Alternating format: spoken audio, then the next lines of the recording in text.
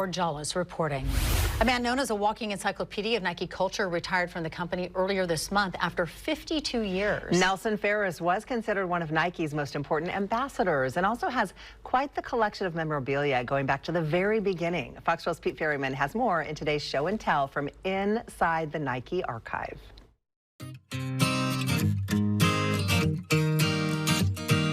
If this shoe could talk, it could tell a lot of stories. Nelson Farris can tell a lot of stories, too. Nelson, so great to be with you, sir. Hey, great to be here. Trust me. Yeah. 52 years, is that correct? That's correct. Tell us about this shoe and the story it can tell. Yeah, for me, personally, this was my introduction to Nike. This is a waffle trainer, we called it. Nylon upper, Bowerman's famous waffle outsole. Tell us about your beginnings at Nike. Yeah, well, you know, I was a Southern California kid. I ran track in junior high school. I ran track in high school. And a friend of mine was a head track coach at Long Beach State.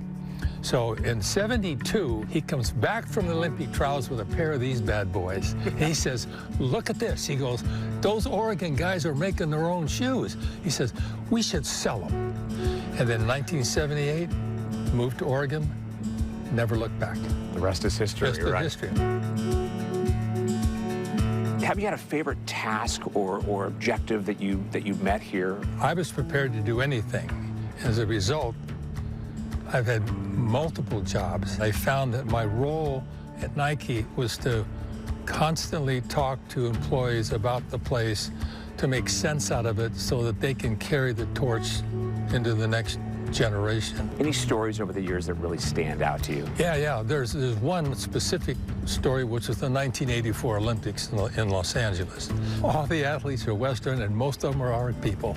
So Nikes were all over the place, athletically. We got huge ink out of the advertising campaign, and we had huge success with our athletes. Right now, I just get goosebumps because it was just pivotal. We just literally were here, bam, now we're here. Next week is the official retirement. What's running through your mind? I'm terrified. Are you? Yeah. Okay. Yeah, because I've done this so long. So how do I take this and reinvent the next lifestyle that suits my age and where I am in life? I'm fortunate and I'm lucky. Fortunate from being a runner from Southern California, and lucky that I was this guy at this place at this time and got hired by this company. Could you have imagined back then that this would exist? Impossible. University of Oregon, Bill Bowerman, Phil Knight, Prefontaine. This just represents the core pieces.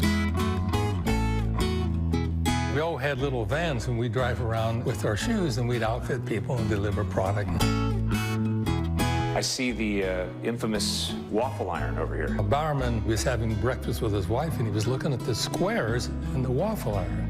He says, I bet that pattern on the bottom of a shoe would create good traction. That kind of thinking has led to this, and it's also led to the shoes that you're wearing right now, right? Yeah, absolutely. The runner today has cushioning I never had. I mean, I wish that I had these back in the day.